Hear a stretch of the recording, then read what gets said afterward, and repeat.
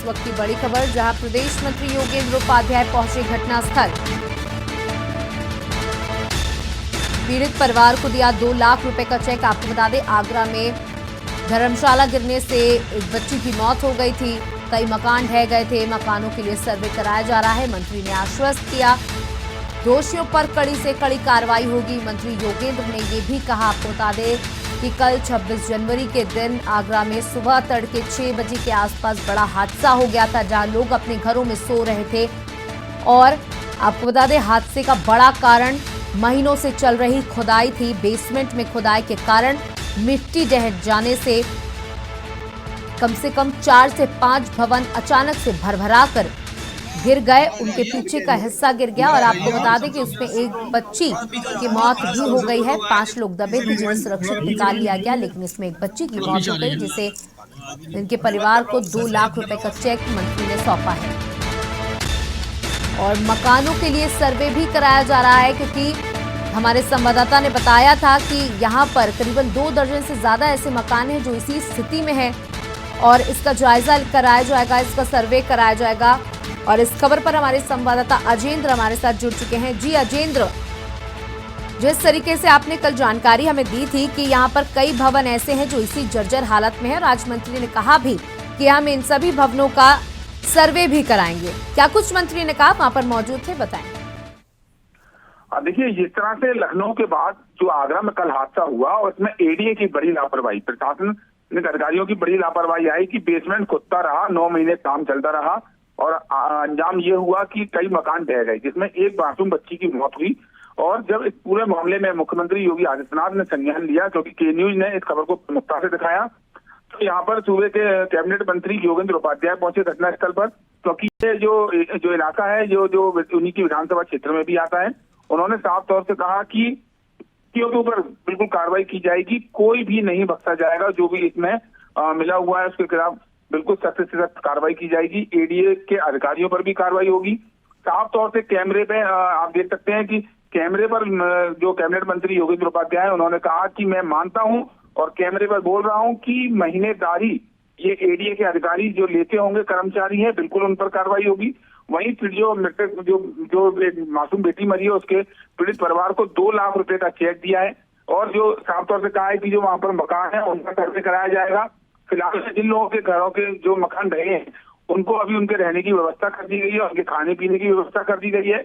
और जो जिलाधिकारी है उनसे कहा गया है कि डूडा के जो मकान है उनको अभी दे दिया जाएगा। तो कुल मिलाकर एक बड़ा हादसा यहाँ पर हुआ। और एडीए के सबसे बड़ी बात ये देखने को मिली कि एडीए के अधिशासी अभियंता अनुराग चौधरी ने बैक डेट में एक राजू मेहरा नाम का जो व्यक्ति इसमें आरोपी है, जिसके नाम ये धर्मशाला का ट्रस्टी है, वो यहाँ पर ये काम करा रहा था, उसके जगह पर दूसरे नाम के व्यक्ति को, राजू मेहरा नाम के व्यक्ति को नोटिस दे दिया गया। जब पूरा मामला मीडिया में आया तो इसमें जो एडीए के उपाध्यक्ष हैं उन्होंने आगरा के कमिश्नर को, मंडला आयुक्त को एक पत्र लिखा और अधिशासी अभियंता के ऊपर कार्रवाई की बात कही। तो पूरा जो मामला है कहीं ना कहीं अधिकारियों को बचाने की बात देखने को मिली और उनकी लापरवाही से मासूम की जान गई। जी अजेंद्र, मासूम बच्ची की यहाँ पर जान चली गई है। अगर परिजनों से बात की गई हो, स्थानीय लोगों से बात की हो, तो उनमें कितनी नाराजगी देखने को मिल रही है इस चीज को लेकर के? देखिए, अगर बात की जाए वहां के लोगों की, स्थानीय नागरिकों की, तो साफ तौर में तस्वीरों में हमने कल भी दिखाया था कि कितना उनके अंदर आक्रोश है। वो सड़कों पर उतर आए और साफ तौर से मुख्यमंत्री को बुलाने की मांग करने लगे। और आज सुबह की तस्वीर हमने केमिस्ट के माध्यम से दर्शकों को दिखाई है कि आज सुबह से दोबारा वहां पर जो घटिया आजम खां का जो रोड है वहां पर जाम लगा दिया। और वो लोग मुआवजे की राशि से खुश नहीं थे। उनका कहना था कि मुआवजा राशि बढ़ाई जाए, हमें हमारे लिए सुविधा की जाए और जो दोषी है उन पर कार्रवाई की जाए। तो उसके बाद वहां पर योगेंद्र उपाध्याय पहुंचे, उन्होंने जनता को वहां पर समझाया और आश्वासन दिया कि जो भी समस्या है उसको दूर किया जाएगा, दोषियों के खिलाफ कार्रवाई की जाएगी। लेकिन सौम्या, जिस तरह का ये जो वाक्या है आगरा में तमाम, अभी हमने एक और तस्वीरें भेजी है कि एक पावर हाउस कॉलोनी है, दक्षिणांचल विद्युत वितरण निगम के अंतर्गत ये कॉलोनी आती थी पहले। अब यहाँ पर आगरा जिले का शहरी इलाका है, यहाँ पर टोरेंट पावर हो गई है। वहां पर सैकड़ों की संख्या में लोग रह रहे हैं। 3 मंजिला ये इमारतें हैं, वहां पर कॉलोनी बनी हुई है, बिजली विभाग के लोग इसमें रहा करते थे, आज भी लोग रह रहे हैं, जर्जर हालत में है। तमाम हादसे को नौका देने वाली बिल्डिंग आगरा में तमाम कई जगह पर देखी जा रही है। लेकिन हर बार जी अजेंद्र, बिल्कुल आप बने रहिए हमारे साथ और हम अपने दर्शकों को बता दें कि पीड़ित परिवार को 2 लाख रुपए का चेक मंत्री ने दिया है और मदद का आश्वासन भी दिया है। आप देख सकते हैं तस्वीरों में मंत्री लोगों से बातचीत कर रहे हैं और परिजन कितने मायूस हैं और परिजनों को 2 लाख रुपए का चेक सौंपा है। आपकी पीड़ा से हम ज्यादा पीड़ित।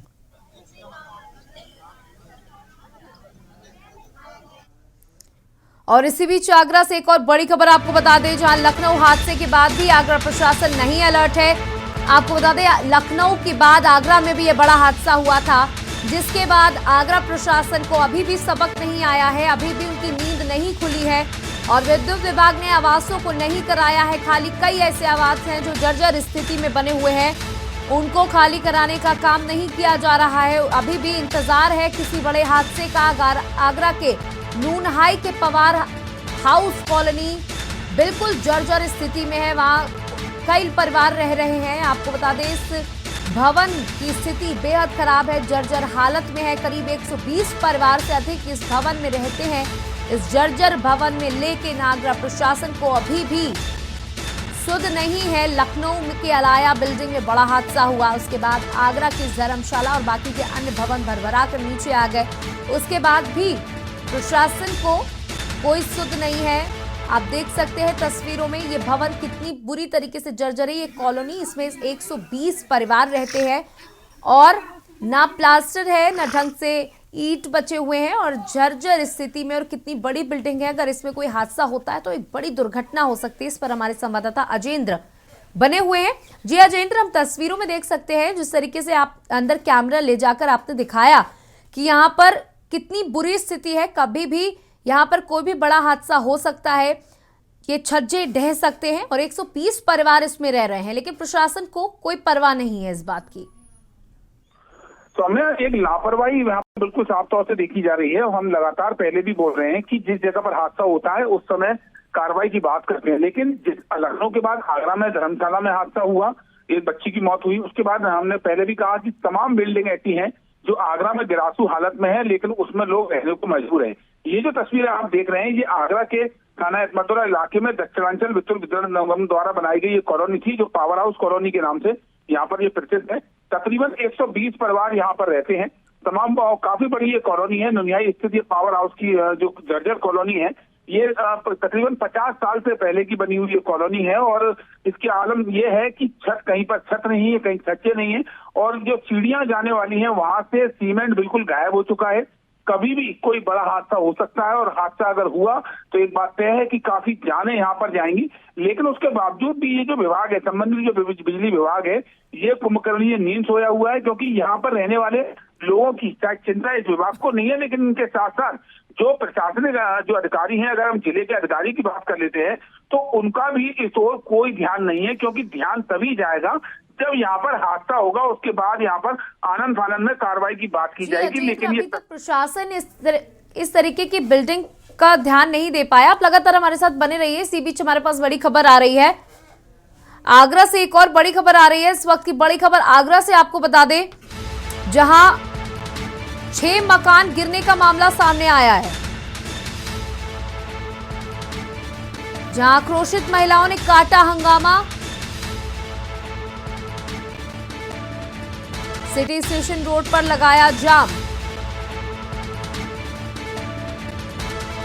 दी गई मदद नहीं हुई मंजूर, मुआवजा बढ़ाने की मांग की गई। आपको बता दें कि कल बड़ा हादसा हो गया था जिसमें 6 मकान गिर गए थे और लोगों का कहना है कि उनको मदद दी जाए, उनको मुआवजा दिया जाए, उनको रहने का बंदोबस्त पुख्ता तरीके से किया जाए, क्योंकि इतनी जल्दी कहां से वो व्यवस्था कर पाएंगे। इसको लेकर के भी उन्होंने प्रशासन से मदद की गुहार लगाई और हंगामा काटा। हमारे संवाददाता अजेंद्र लगातार हमारे साथ बने हुए हैं। जी अजेंद्र, कई परिवारों अब उनके पास घर नहीं है, उनका आशियाना नहीं, रहने का ठिकाना नहीं है। अब किस तरीके से आगे का गुजर बसर होगा, इसको लेकर महिलाएं धरने पर बैठी हैं।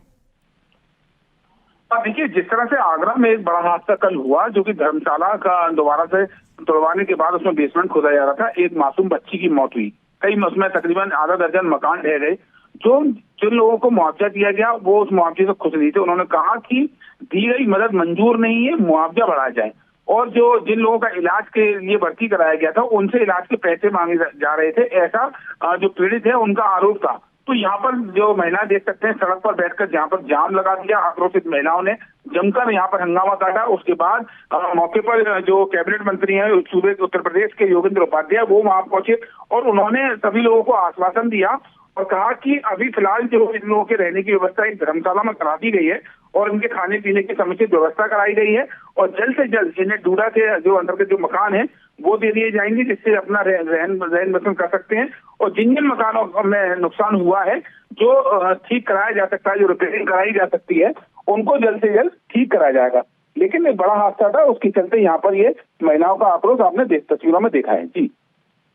जी अजेंद्र, तमाम जानकारी के लिए बहुत बहुत शुक्रिया। आप लगातार हमारे साथ बने रहिए। और आगरा में 6 मकान गिरने का ये पूरा मामला सामने आया था, जिसके बाद अब महिलाएं मुआवजे को बढ़ाने के लिए लगातार हंगामे कर रही हैं। और इसी बीच आगरा से एक और बड़ी खबर आ रही है, जहां प्रमुख नगर सचिव अमृत अभिजात ने किया निरीक्षण। G20 को लेकर ताजनगरी में चल रही है तैयारियां। आपको बता दें कि फरवरी महीने में उत्तर प्रदेश में G20 की कई बैठकें हैं, उसमें प्रमुख नगर सचिव ने जायजा लिया है। सचिव ने विकास कार्यों को परखा है। आपको बता दें आगरा में भी, ताजनगरी में भी G20 की मेजबानी होगी। आपको बता दें बैठक है, कोरिया मोड़ पर चल रहे विकास कार्यों का जायजा लिया गया। आपको बता दें डीएम कमिश्नर अधिकारी के साथ जाकर लिया जायजा। आपको बता दें G20 की ये बैठकें उत्तर प्रदेश में होनी है, फरवरी माह में होना है G20 समिट। और सबसे बड़ी बात यह है कि आगरा में जितने भी विदेशी मेहमान आएंगे वो ठहरेंगे, बैठकें होंगी, साथ ही ताजमहल का दीदार करने के लिए भी पहुंचेंगे। इसको लेकर के भी तैयारियां पुख्ता की गई है, उसका जायजा लिया जा रहा है। संवाददाता अजेंद्र हमारे साथ जुड़े हुए हैं। जी अजेंद्र, फरवरी में G20 की बैठकें हैं। ताजनगरी मशहूर है अपने ताज के लिए और इसका भी दीदार करने विदेशी मेहमान पहुंचेंगे, साथ ही बैठकें भी हैं, कई तैयारियां हैं। बताएं क्या कुछ आगरा में इस समय तैयारियां चल रही हैं? अजेंद्र, आप सुन पा रहे हैं? प्रमुख नगर सचिव ने वीआईपी रूट एयरपोर्ट का निरीक्षण किया है। साथ ही आपको बता दें कि भारत इस बार G20 की मेजबानी कर रहा है। इसको लेकर के उत्तर प्रदेश में बैठकें होनी है। लखनऊ, आगरा, वाराणसी जैसे शहरों में G20 की ये बैठकें होनी है। इसी को लेकर के आगरा में भी तैयारियां परखी जा रही हैं। और